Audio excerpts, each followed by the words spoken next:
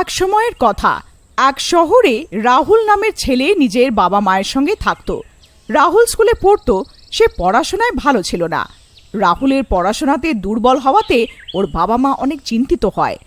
রাহুল দিন রাত পড়াশোনা করেও শুধু পাসিং মার্কস নিয়ে আসতে পারত।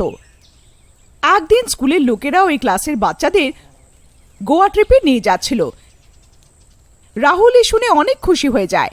মা, বাবা, আমার স্কুলের লোকেরা সব বাচ্চাদেরকে স্কুল ট্রিপে গোয়া নিয়ে যাচ্ছে, আমিও যাব।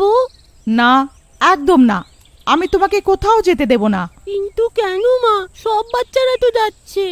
তুমি এইবারে তোমার পরীক্ষার নম্বর দেখেছো? মা, আমি তো সারাদিন ধরে পড়াশোনা করি।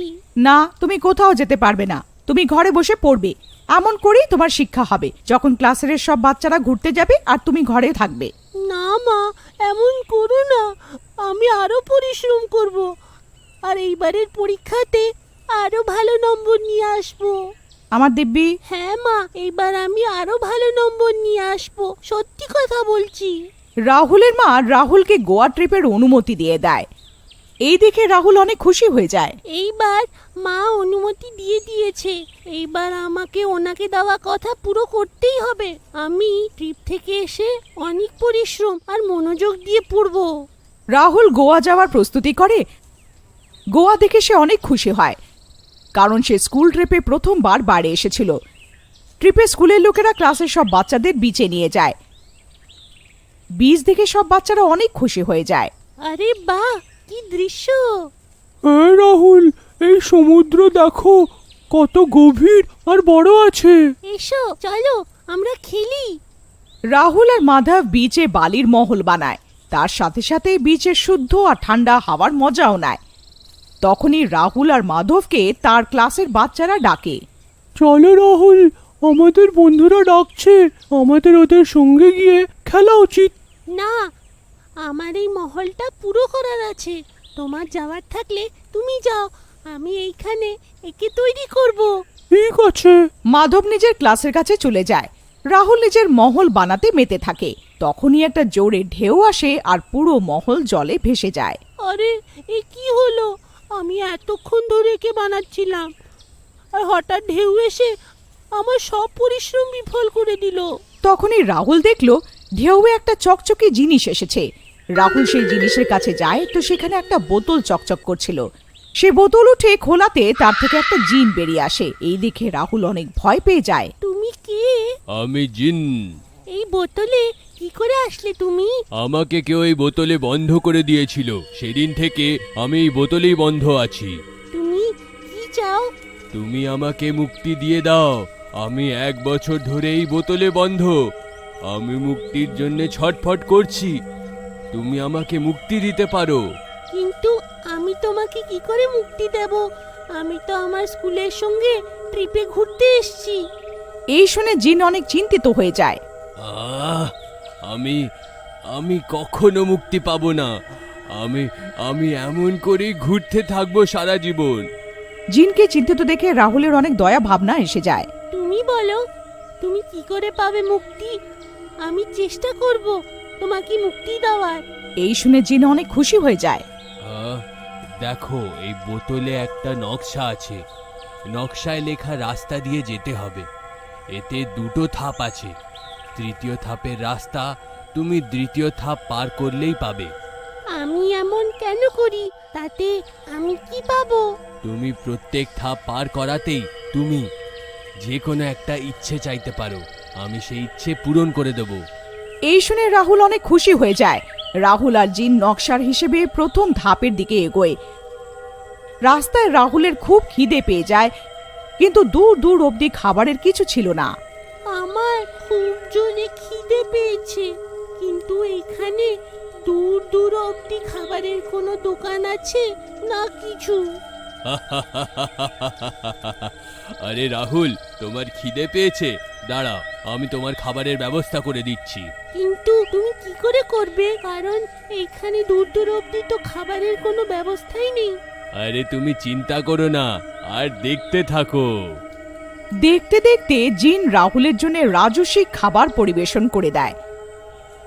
এই দেখে রাহুল অনেক খুশি হয়ে যায় আর সে পেট ভরে খায়। রাহুল অনেক ক্লান্ত থাকে।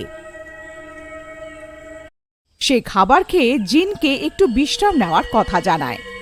আমি অনেক ক্লান্ত হয়ে পড়েছি, অনেকটা হেঁটেছি আজ, একটু বিশ্রাম করে নিই, তারপরে পরের যাত্রার জন্য এগোনো হবে। ঠিক আছে, তুমি বিশ্রাম নিয়ে নাও, আমি তোমার রক্ষা করব। রাহুল কিছুক্ষণ একটা গাছের নিচে শোয় তো সে ঘুমিয়ে পড়ে। পরের দিন সকালে যখন সে ওঠে তো সে দেখে যে জিন রাতভর তার দেখাশোনা করেছে। চলো জিন, অনেক শুয়ে নিলাম, এখন আমার ক্লান্ত ভাব শেষ হয়ে গেছে। জিন আর রাহুল এগিয়ে যায়। কিছুক্ষণের মধ্যে তারা নকশাতে দেওয়া রাস্তার অনুসারে প্রথম ধাপে পৌঁছে যায়। রাহুল আর জিনের প্রথম ধাপ চাষ ক্ষেতের কুড়ে ঘরে থাকে। নকশাতে লেখা ছিল যে জঙ্গলে যে কুড়ে ঘর পাবে তার ভেতরে যেতে হবে, তার ভেতরে একটা সিন্দুক পাবে, সেই সিন্দুককে খুঁজতে হবে। সেই সিন্দুকের ভেতরে একটা চাবি হবে, সেই চাবিকে নিয়ে পরের ধাপে এগোতে হবে। রাহুল আর জিন নকশার হিসেবে কুড়ে ঘরের ভেতরে যায় আর সেই বাক্স খুঁজতে থাকে। কিছুক্ষণ পর তারা সেই সিন্দুক পেয়ে যায়। দেখো, এইটাই সেই বাক্স। একে তাড়াতাড়ি খোলো আর এতে থাকা চাবি নিয়ে আমরা এগোই। রাহুল সিন্দুককে খোলে আর সে চাবি পেয়ে যায়। বল বাচ্চা, তুই কি চাস? আমি তোর সব ইচ্ছা আজ পূরণ করব।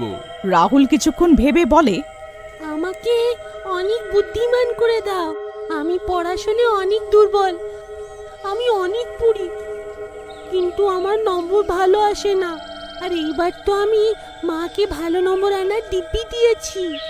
জিন ওর ইচ্ছা শুনে অনেক হাসে। আরে সবাই তো সোনা, রূপো, হিরে চায়, আর তুমি বুদ্ধিমান হতে চাও।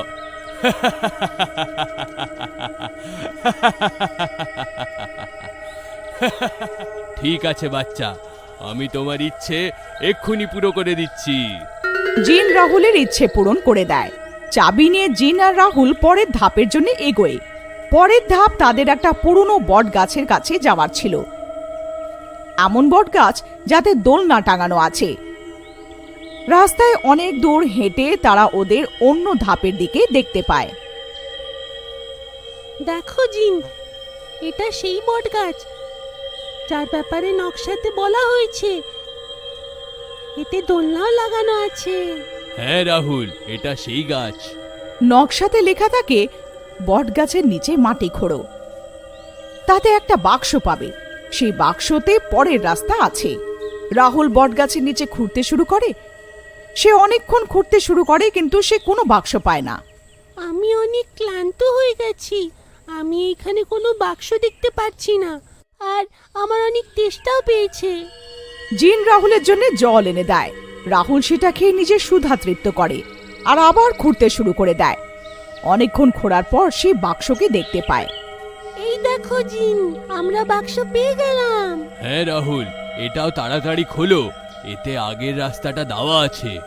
যে রাহুল বাক্স খোলে তো সে তাতে দেখতে পায় তাতে অনেক রূপো, সোনা, হিরে, গয়না আছে।